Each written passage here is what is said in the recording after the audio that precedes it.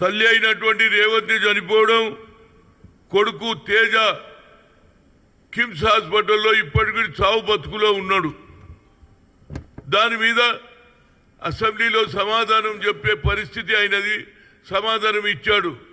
దానికి మరి already bail మీద ఉన్నటువంటి అల్లు అర్జున్ ఎందుకు ప్రెస్ కాన్ఫరెన్స్ పెట్టిండని అడుగుతున్నా. నేను పెట్టవలసిన అవసరం ఏమి ఏర్పడింది? నువ్వు ఆల్రెడీ బెయిల్ మీద ఉన్న వ్యక్తి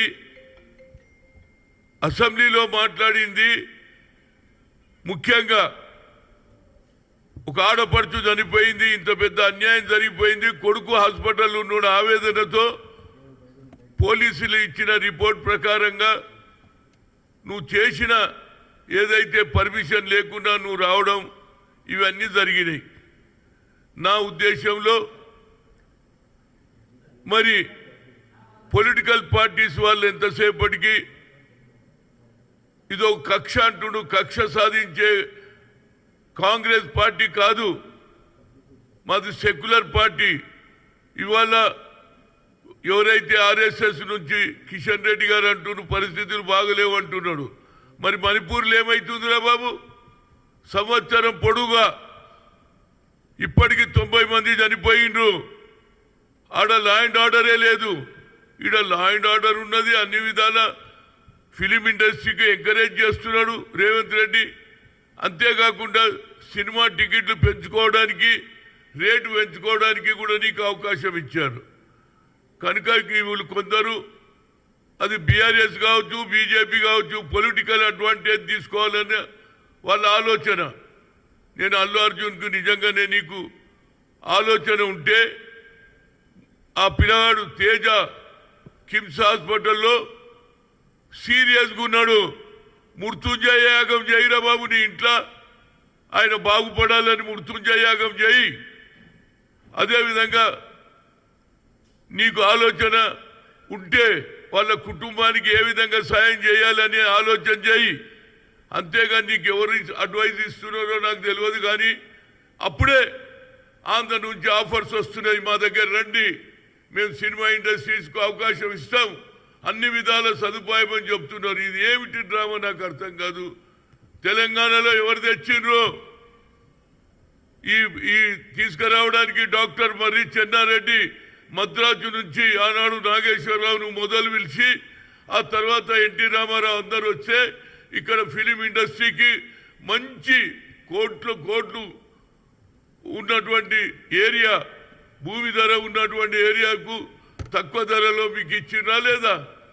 ఈడ ఫిలిం ఇండస్ట్రీ పెట్టిండ్రు, ఇండ్లు కట్టుకున్నారు, అదేవిధంగా స్టూడియోలు కట్టుకున్నారు. కానీ ముఖ్యంగా అల్లు అర్జున్కు మేమేం తప్పు చేయలే, ఆనాడు జరగలే. సంజయ్ దత్కు ఆనాడు AK-47 దొరికిందని సంజయ్, ఇది మన ఫిల్మ్ యాక్టర్ సునీల్ దత్ కొడుకు, ఆయన కూడా పార్లమెంట్ మెంబరు, ఆయన కాంగ్రెస్లో ఉన్న కేసు అయిందా లేదా? అదేవిధంగా పోలీసు ఇచ్చిన లెక్క ప్రకారంగా, లా ప్రకారంగా కేసు పెట్టారు. అందులో నీకు బెయిల్ కూడా దొరికింది. బెయిల్ దొరికినోడు ప్రెస్ కాన్ఫరెన్స్ ఎవరు ఇచ్చింది నీకు ఈ ఐడియా? ఇప్పటికన్నా నీ ఆలోచనలో మార్పు రాని, మృత్యుంజయ యాగం చేయి.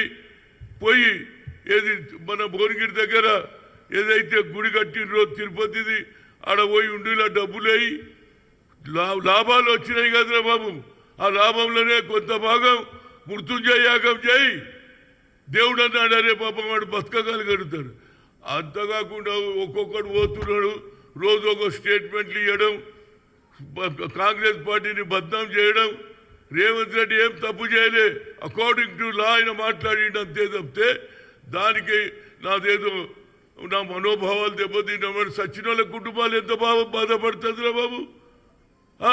ఒక పక్క తల్లి చనిపోయే, కొడుకు ఏమో ఉండే, వాళ్ళ నాన్నమ్మ ఏడుస్తుండే, నేను పోయి చూసి వచ్చిన, కానీ నేను పొలిటికల్ స్టేట్మెంట్ ఇయ్యలే. ఎందుకంటే అక్కడ పరిస్థితి బాగలేదు. ఆ పిల్లవాడు ఏ విధంగా బాగుపడాలి, ఏ విధంగా మంచి ఆరోగ్యంగా రావాలని నేను దేవుని కోరుకొని వస్తే వీళ్ళు వచ్చి రోజు ఒక స్టేట్మెంట్ చనిపోయినప్పుడు పేలాలు వేసినట్టు పేలాలు ఏరుకున్నట్టు వీళ్ళు రాజకీయంగా అది బీఆర్ఎస్ కావచ్చు బీజేపీ కావచ్చు మీరు లా అండ్ ఆర్డర్ గురించి మాట్లాడేది ఇంకో పక్క అంబేద్కర్కు అవమానం చేస్తారు సాక్షాత్ ఎవరు అమిత్ షా హిందుస్థాన్ కా హోమ్ మినిస్టర్ రాజ్యాంగం రాసినానికి కూడా అవమానం చేస్తారు దాని మీద మీరు కాన్సన్ట్రేట్ చేయండి బాబు తప్పనిసరిగా ఆ పిల్లాడు తేజ బాగుండాలని భగవంతుని కోరుతున్నా భువనగిరి దగ్గర వెంకటేశ్వర స్వామి గుడి కట్టిను నీవు వచ్చినటువంటి పుష్ప సినిమాలో వచ్చినటువంటి డబ్బులు తీసుకుపోయి ఉండీలో వేయి అదేవిధంగా వాళ్ళ కుటుంబానికి సాయం చేయి తప్పితే వీళ్ళ మాటలు నమ్మకరా బాబు వీళ్ళు కేవలం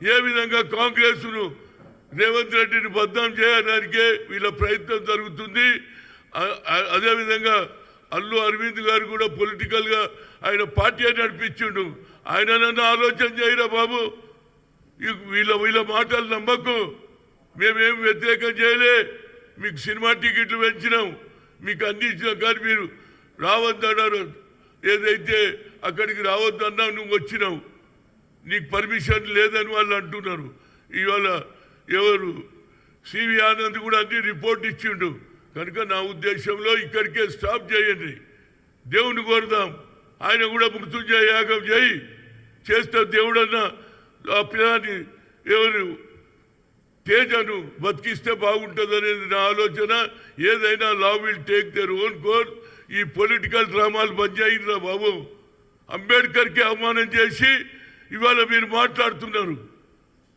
మణిపూర్లో లాస్ట్ 1 year నుంచి 90 మంది చనిపోయినరు ఆడ ల్యాండ్ ఆర్డర్ కనిపిస్తలేదు ఈడ ఒక్క అక్క రేవంత్ చనిపోగానే ముఖ్యమంత్రి ఇంత సీరియస్ తీసుకున్నాడు ఎందుకంటే ఎవరు చనిపోవద్దు లా అండ్ ఆర్డర్ ఫెయిల్ కావద్దు అని మేము చూస్తుంటే లా అండ్ ఆర్డర్ పోయిందట కక్ష సాధింపట సినిమా ఇండస్ట్రీ ఆంధ్రకు పోతుందట ఏందిరా ఇది నాకు అర్థం కాదు ఇప్పటికన్నా వాళ్ళ నాయన పోయిండు ఎవరు అల్లు అరవింద్ పోయిండు ఆయన కూడా మాట్లాడి వచ్చిండు కనుక నువ్వు ఈ పొలిటికల్గా ఎవడో ఎక్కిస్తే ప్రెస్ కాన్ఫరెన్సులు పెట్టి అనవసరంగా మీ కుటుంబానికి సినిమా ఇండస్ట్రీకి అన్యాయం చేయకు మేము తప్పనిసరిగా సినిమా ఇండస్ట్రీకి అన్ని విధాల సౌకర్యాలు ఇచ్చినాం ఇండ్లు ఇచ్చినాం అన్ని విధాల సౌకర్యం చేసినాం గతంలో కూడా సంజయ్ దత్తుకు జరిగినటువంటి ఇష్యూలో సునీల్ దత్ కూడా ఒప్పుకున్నాడు లా ప్రకారంగా చేస్తాం ఇలాంటి భాషకి ఆపేయండి మనం అందరం కోరేది తేజ దేవుడా వెంకటేశ్వర స్వామి నరసింహస్వామి బాగు చేయమని కోరుతున్నాను అంతే ఇక మేము చెప్పేది ఏం లేదు మీకు ఎందుకంటే మీరు పొలిటికల్గా ఏ విధంగానైనా కాంగ్రెస్ను అవాస్పాలు చేయాలి రేవంత్ రెడ్డి ఆయన అసెంబ్లీలో ఆయన బీయింగ్ ఏ హోమ్ మినిస్టర్ ఈ హాజ్ గివెన్ ఆన్సర్ ఆయన డ్యూటీ అది చనిపోతే ఎవరి గురించి మాట్లాడాలి చనిపోయిన వాళ్ళకు అన్యాయం జరిగింది అనాలా లేదా అకార్డింగ్ టు ది పోలీస్ ఇచ్చిన రిపోర్ట్ ప్రకారంగానే ఆయన మాట్లాడిండు దానికి రోజు ఒకటి పోవడం రోజు ఒక స్టేట్మెంట్ ఇవ్వడం అయిపోయింది ఇక అయిపోయింది ఏమైపోయిందిరా బాబు అరే పిల్లగా జీవితం బాగు ఉండాలని కోరుకోండి ఆ తర్వాత ఎట్లా చేయాలనేది కోర్టులో ఏది డిసిజన్ చేస్తుంది కానీ అల్లు అర్జున్ తప్పనిసరిగా వచ్చిన లాభంలో వాళ్ళ కుటుంబానికి కూడా సాయం చేయాలి మృత్యుంజయ యాగం చేస్తే తప్పనిసరిగా ఆ పిల్లవాడు మేలుకోవాలని తల్లి పోయింది కొడుకు ఒక బిడ్డ ఉన్నదట ఆ చెల్లెల్ని ఎవరు చూడాలి కనుక నా ఉద్దేశంలో ఇలాంటి పొలిటికల్ గేమ్లు బంద్ చేయండి సచ్చినోడు చచ్చిండు మీరు రాజకీయం చేయడం ఇది మంచి పద్ధతి కాదని ఒక సీనియర్ నాయకుడిగా నేను కోరుతున్నా భగవంతుడు తేజను బాగు చేయాలని కోరుతున్నా థ్యాంక్ యూ